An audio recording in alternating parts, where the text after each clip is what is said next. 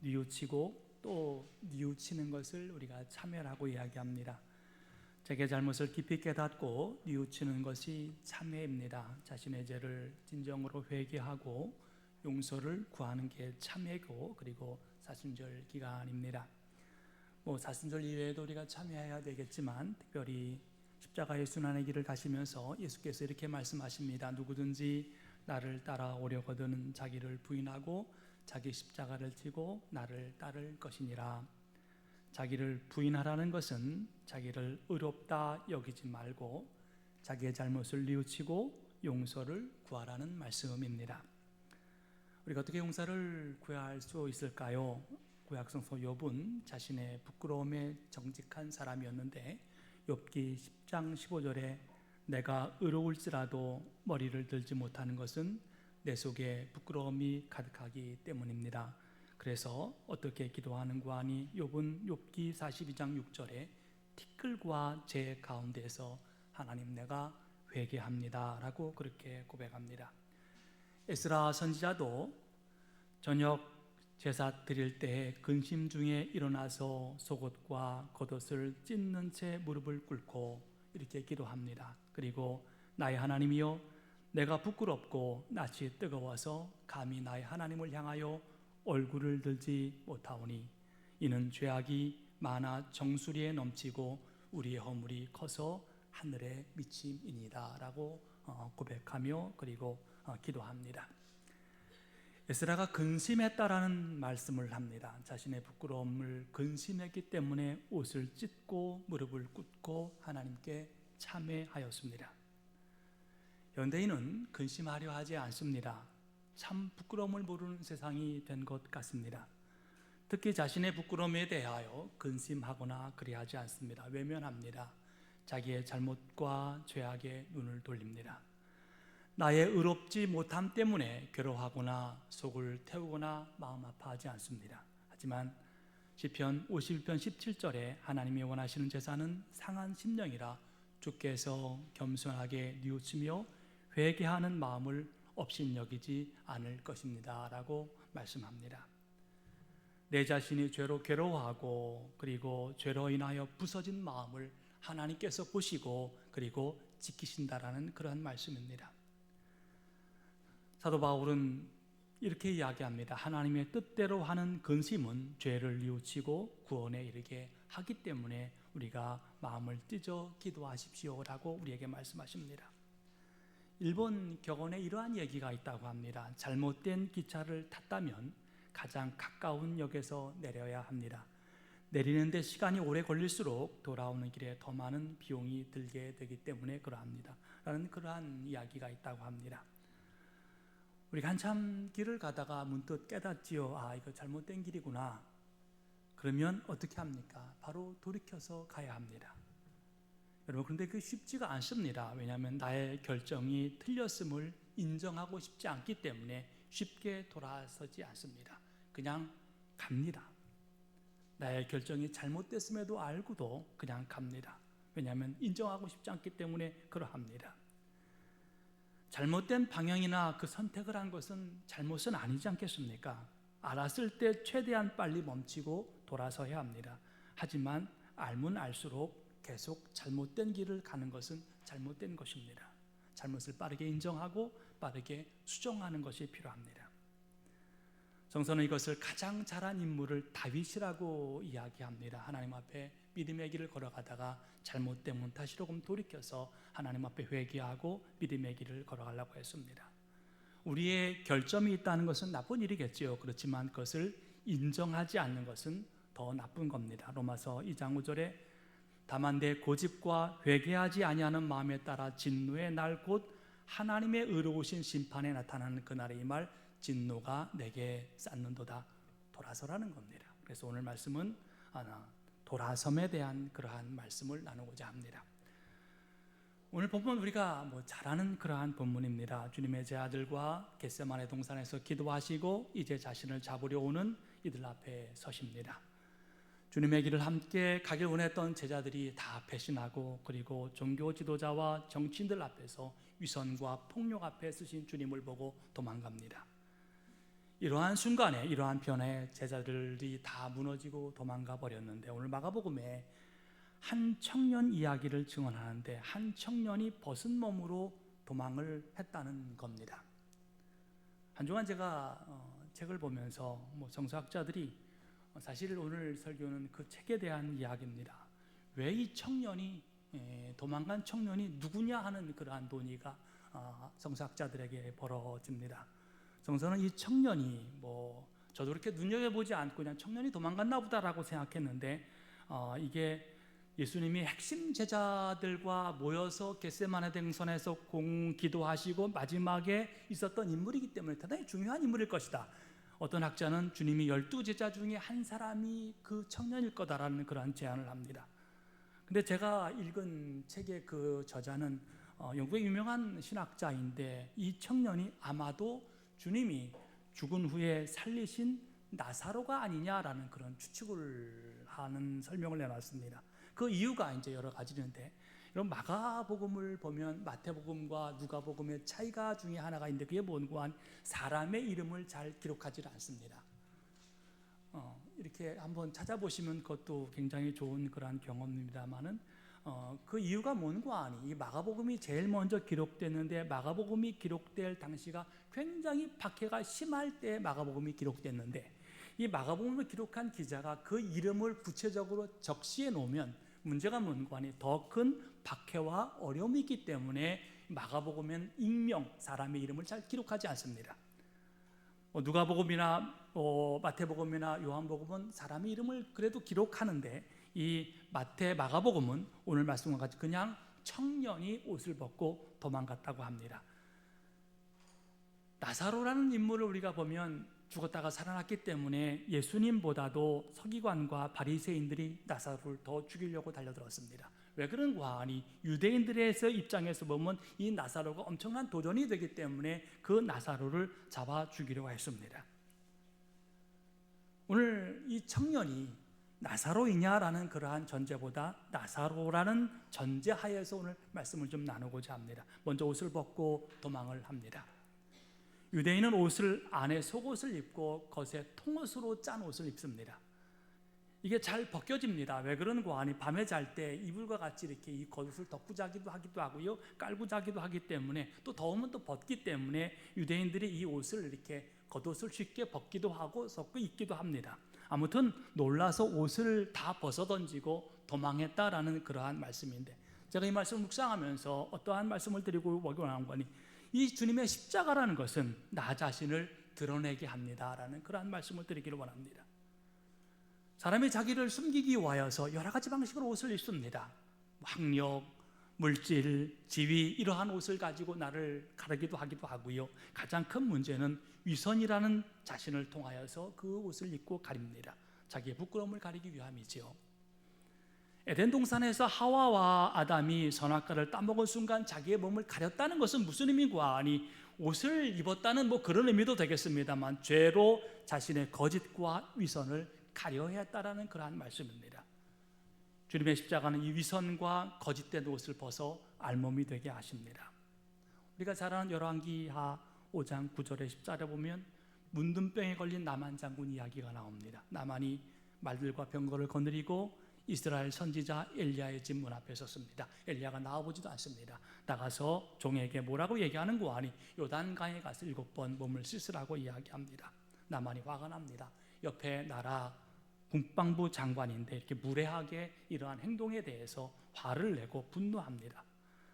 나만이 뭐라고 얘기하는 거 아니, 내 생각에는 그가 내게로 나와서서 그의 하나님 여호와 이름을 부르고 그의 손에 그 부위에 흔들며 나병을 고칠까 하였노라. 나와서 극진히 대답하고 하나님의 이름으로 자기를 고쳐주기를 원했는데, 그것도 나온 것도 아니고 종을 통하여서 요단강에 가서 7번 씻으라고 합니다. 화가 나서 돌아가는 길에 하인들이 그래도 한번 해보십시오라고 했을 때 그가 옷을 벗고 요단강에 들어갔을 때 그 몸이 깨끗해졌습니다. 옷을 벗는다는 게 뭘까요? 그냥 옷을 벗는다는 것은 권력과 힘, 그리고 자기가 누려왔던 그 모든 것을 벗어던지고 하나님 앞에 섰을 때에 그가 치료함을 받을 수 있었다는 그러한 얘기입니다. 이 옷을 벗지 않으면 그는 하나님 앞에 쓸 수 없었을 것이고, 권력과 힘과 돈과 이런 것을 벗어보든지 않으면 하나님의 치유하심이 없었다라는 그러한 말씀입니다. 사도 바울이 그래서 어떻게 얘기하는 거 아니? 우리의 그러한 몸을 벗어버리고 그리스도의 옷을 입읍시다. 예수의 옷을 입으십시다라는 그러한 말로 우리에게 주시는 믿음의 말씀입니다. 제가 미국에서 공부할 때 어느 한 수업 시간에 인간의 본성에 대한 그러한 수업 시간이었습니다. 어느 날 교수가 흑인 여자분을 한분 데리고 왔습니다. 이 흑인 여자분이 1시간 강의를 하고 그 다음에 인간의 본성에 대한 그런 논의를 하자 뭐 그런 의도였던 것 같습니다. 우리가 뭐 수업 시간에 한 학생이 한 10명 이렇게 뺑 둘러서 이렇게 앉아서 수업을 합니다. 뭐 나이가 이렇게 한 40 정도 된 그러한 흑인 여자분이었는데 몸이 이제 뭐 코끼리만 합니다. 코끼리가 들어오는 줄 알았어요. 힘많은 여자가 들어와서 이게 철학부 수업인데 뭐 이야기인즉슨 뭔 얘기인가 하니 내가 전에는 뭐 이제 그 마약으로 막 쩔어서 정말 비참하고 그 더럽고 추한 삶을 살았는데 내가 이제는 이러한 삶을 잊어버리고 이러한 삶을 살아갑니다. 뭐 그런 이야기인 것 같아요. 학생들이 다 뭐 눈물을 흘리고 막 그렇게 그 여자분도 눈물을 흘리면서 얘기하고 학생들도 뭐 눈물을 흘리면서 얘기를 합니다. 저는 안 울었습니다. 왜냐하면 뭔 말인지 알아들 수가 있어야죠. 뭐라고 천천히 정확히 얘기해야 그나마 조금 알아듣는데 뭐 흑인 영어는 또 다릅니다. 뭐 와와와와 그리고 뭐 이야기를 하고 그러면 도대체 무슨 얘기인지를 알아들을 수가 없습니다. 아무튼 근데 옛날에는 뭐 마약했는데 지금은 뭐 괜찮아졌다 뭐 그런 얘기인 것 같습니다. 끝나면 이제 학생들이 다 같이 일어서 박수 쳐주고 이렇게 같이 이렇게 미군 악수하는 게 껴안아 줍니다. 그 얼굴을 보니까 그 여자가 눈물을 흘려갖고 뭐 얼굴도 뭐 달덩이만한 이만한 여자가 뭐 눈물을 줄줄 흘려갖고 얼굴은 막 만신창이고 여러분 그 사람이 흥분해서 막 이야기하면 그 입술에 이렇게 허연 것이 이렇게 쭉 이렇게 내려오지 않습니까? 입술도 얼마나 큰지 진짜 썰어놓으면 한 접시 되겠어요. 아무튼 근데 그 여자분이 막 그 흥분한 상태, 그 땀을 흘리면서 더운데 뭐 줄줄 흐르고 뭐 이렇게 하는데 이렇게 삥 둘러 이렇게 앉았는데 제가 요 앞에 앉았습니다. 그러면 그 여자가 와서 이제 미국 사람들이 이렇게 악수를 이제 허그를 하니까 이제 껴안으니까 이쪽부터 이렇게 돌아가면 내가 마지막에 그냥 눈치껏 하면 되지 않습니까? 근데 이 여자가 나한테 오는 겁니다. 다 울던 애들이 멈췄습니다. 이게 보기 드문 광경이거든요. 동양애한테 앉아가지고 그 큰 여자가 오는데 그 코끼리 같은 여자가 오더니 나를 이렇게 차마 이게 구체적으로 말씀을 못 드리는데 한번 상상을 해보면 그 큰 여자가 나를 이렇게 껴안고 그다음에 그 더러운 입으로 내 볼에다가 입을 맞추면서 오 베이비 그래요. 베이비는 내가 왜 지 베이비입니까? 그 베비라는 말이 이렇게 사랑하는 사이를 베비라고 그러기도 하기도 하고요. 뭐 다른 표현도 있겠습니다만 아무튼 오 베이비 그래서 볼에다 맞죠. 총이 있었으면 쐈습니다. 저는 흑인 여자를 처음 안아봤습니다. 뭐 이상한 의미가 아니고요. 흑인들이 피부가 굉장히 부드럽습니다. 이게 굉장히 뭐라 할까요? 부드러운데 이 흑인 여인에 대해서 알아듣지는 못했는데 중간중간에 제가 이야기를 듣기는 예수 그리스도의 은총 뭐 이런 얘기를 많이 했습니다. 그러니까 내 생각에 그 얘기가 맞는지 안 맞는지 모르지만 예수 은총으로 내가 이렇게 변했다라고 나는 이해를 했습니다. 그 여자가 그렇게 얘기했는지 안 했는지 모르겠습니다. 교수도 학생들도 교회 다니는 애 거의 없습니다. 그런데 그 여자가 내가 생각하기에 예수 그리스도의 은총 뭐 그런 얘기를 뭐 몇 번 들어가지고 저 여자가 옛날에 뽕이나 맞고 이렇게 그렇게 살다가 예수 믿어서 저렇게 됐구나라고 그렇게 내 마음속에 은혜를 받은 겁니다. 모르겠습니다. 그렇게 얘기했는지 안 했는지 모르지만 뭐라고 얘기했는지 못 알아들었기 때문에 내가 그렇게 이야기를 한 거죠. 그런데 내가 그렇게 이야기를 하니까 중요한 게 뭔고 하니 이게 같은 형제구나라는 그 느낌이 듭니다. 처음으로 흑인을 안아봤는데 그래도 처음부터 좀 좋은 게 걸렸으면 괜찮았는데 코끼리만한 여자가 걸려서 이렇게 앉아 안아봐도 그리스도께서 우리가 한 형제고 한 믿음의 사람이구나. 여러분, 예수께서 병자를 고치시며 만지십니다. 손으로 그를 만지시기도 하기도 하고요, 어떤 때는 침 뱉어서 또 이렇게 문질르시기도 하기도 하고요. 이게 피부를 느끼게 하시는 거거든요. 우리로 하여금 주님의 손길을 느끼게 하시는 것인데, 잘못된 것을 벗어버려야 주님의 손길을 느낄 수 있습니다. 잘못된 회개의 눈물이 있어야 주님의 손길이 나에 온다는 것을 느낄 수가 있습니다. 요엘 선지자가 뭐라고 얘기하는가 하니, 여호와의 말씀에 너희는 이제라도 금식하며 울며 애통하고 마음을 다하여 내게로 돌아오라 하셨나니, 너희는 옷을 찢지 말고 마음을 찢고 너희 하나님 여호와께 돌아올지어다. 옷을 찢지 말고 마음을 찢으십시오라고 이야기를 합니다. 주님의 십자가는 우리의 모든 것을 다 드러내게 하시는 하나님의 은혜입니다. 주님이 식사하시면서 피를 주시고 살이라고 하시면서 포도주를 주시니 뭔고한 주님을 느끼라는 겁니다. 주님의 손길을 느끼라는 것입니다. 이 청년이 벗은 몸으로 도망한 것은 자신이 주님의 모습 앞에 두려움을 것을 다 드러내고 도망한 것입니다. 이것이 바로 주님의 십자가입니다. 사순절은 위선과 거짓을 벗어버리고 주님과 마주서는 시간입니다. 다음으로 도망한 청년이 나사로라면 이거 큰 문제입니다. 학자는 그렇게 이야기했지만 제가 가만히 생각해 보니까 이 청년이 만약 나사로라면 큰 문제입니다. 왜 그런가 하니, 나사로는 주님이 참 사랑한 인물이고, 그리고 그의 죽음에 눈물을 흘리셨을 정도로 그 누이들을 사랑했고 가족을 사랑했고, 마르다 마리아 그 누이지 않습니까? 신앙의 가정입니다. 그리고 죽었다가 살아난 인물입니다. 그런데 도망한 것은 이해가 되지 않습니다. 여러분, 그렇지 않습니까? 죽었다가 살아났는데 뭐 무서울 게 있다고 그 죽음을 피하여 도망하나요? 만약에 나사로라면 이해가 안 가는 부분입니다. 왜냐하면 죽었다가 하나님 나라에 있다가 다시 내려와서 살았는데, 그렇다면 내가 죽으면 하나님 나라 가면 되는 건데, 나사로라면 도망가면 안 되는데 도망갔다면 정말 이해가 안 되는 그러한 부분들입니다. 성서는 뭐라고 얘기하는 거냐? 나사로가 살아난 것을 부활이라고 얘기하지 않습니다. 주님은 자니까 깨우러 간다고 이야기합니다. 죽음에서 깨어난 것이지 부활이 아닙니다. 우리가 부활이 무엇인지 알게 하시기 위하여 나사로를 살리신 것이지, 나사로 자체가 부활은 아닙니다. 부활은 뭔가 하니, 우리가 영원한 하나님의 나라에서 다시 조금 살아나는 것이 부활입니다. 이 땅에서 그렇게 되는 것이 아니라 하나님의 나라에서, 영원한 하나님의 나라에서 우리의 삶이 다시 조금 살아나는 것을 우리가 부활입니다. 다른 하나는 우리가 아무리 예수의 은혜의 십자가를 경험한 그리스도를 할지라도 우리 앞에 두려움이 찾아온다는 것입니다. 나에게도 알 수 없고 예상치 못하는 일이 일어날 수 있습니다. 오늘 본문은 주님의 능력을 경험하고 그리고 주님을 만난 이에 기록된 문서입니다. 이 성서를 기록한 사람이 도망간 청년은 아닐까요? 우리는 궁금하지만 성서는 그 이름을 숨겨놓습니다. 어쩌면 그 청년이 이 성서를 기록한 인물일지도 모릅니다. 이 말씀은 당신들이 주님 앞에 이러한 상황에 서 있을 때 이 청년이 우리에게 하는 그러한 말씀은 뭔가 하니, 여러분 도망가지 마시고 예수를 지키십시오 라고 말씀하십니다.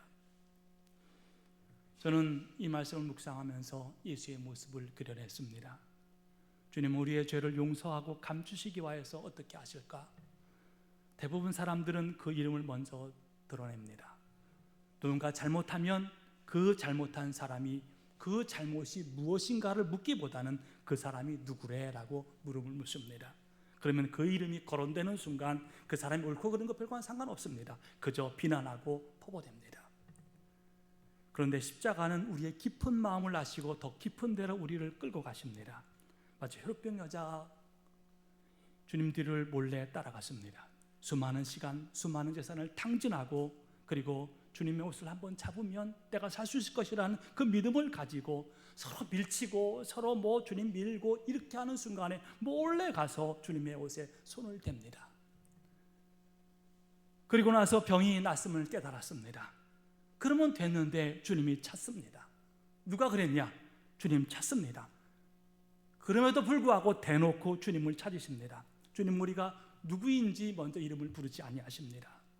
십자가로 우리의 죄를 먼저 알고 깨닫게 하십니다. 나의 죄와 아픔을 남들이 알지 못합니다. 먼저 주님이 내 이름을 불렀다면 남들이 나의 죄를 비판했을 것이고 묻고 힐난할 것입니다. 그러면 주님은 그렇게 하지 아니하십니다. 나의 죄는 나만 알고 깨닫게 하십니다. 그리고 주님께서 나의 죄를 고백하는 순간 주님의 이름을 부르면서 내가 너를 사랑하였다라고 우리에게 말씀하십니다. 오늘 성서는 그 이름을 기록하지 않지만 그 말씀이 나의 말씀이 되게 하십니다. 이사야 55장 6절에 너희는 여호와를 만날 만한 때를 찾으라, 가까이 계실 때에 그를 부르라 하십니다. 하나님이 허락한 때가 있습니다. 아무 때나가 아닙니다. 하나님이 허용하시고 가까이 계실 때 그분을 찾아야 합니다. 고린도후서 6장 2절에 보라 지금은 은혜 받을 만한 때요, 보라 지금은 구원의 날이라고 하십니다. 사순절이 바로 그러한 날입니다. 예수께서 회개하라, 천국이 가까웠느니라고 하셨습니다. 천국이 임박했다고 하셨습니다. 지금은 은혜의 날이요, 구원받을 날입니다. 이사야 53장 4절에 우리가 받아야 할 고통을 대신 받고 우리가 겪어야 할 슬픔을 대신 겪으셨습니다 라고 고백합니다. 십자가의 길은 예수 그리스도가 참으로 회개하는 자에게 소망이 되시고 구하는 자에게 기쁨이 되시는 믿음의 계절입니다. 사랑하는 성도 여러분, 사순절 그리고 고난주간은 눈물을 흘리며 참여하며 기도하는 주간이지요. 그런데 한편으로 또 뒤집어 보면 하나님이 나를 구원하신 은혜의 계절이구나, 행복한 계절이구나, 믿음의 계절이구나 라는 그러한 믿음의 말씀을 우리 속에 주십니다. 여러분, 요즘 일련의 사태를 통하여서 권력이라는 것이 남을 위하여 사용할 수 있지만 그 권력이 자기를 죽일 수 있다는 것을 우리가 경험해 보게 됩니다. 우리의 삶이 그렇습니다. 힘과 권력이 남들에게 유용하고 그리고 그를 굴복할 수 있는 힘도 되지만 그게 결국은 나 자신을 찌르는 검이 되어버린다는 것입니다. 그래서 사랑은 그렇지 않습니다.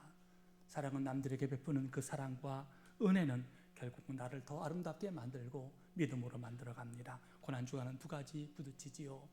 우리와 함께 하시는 주님의 사랑과 주님의 은혜가 얼마나 깊은지를 경험하게 되고 또 우리의 죄악이 어떤 것인지를 드러나고 참회하고 회개하는 시간이 되게 합니다.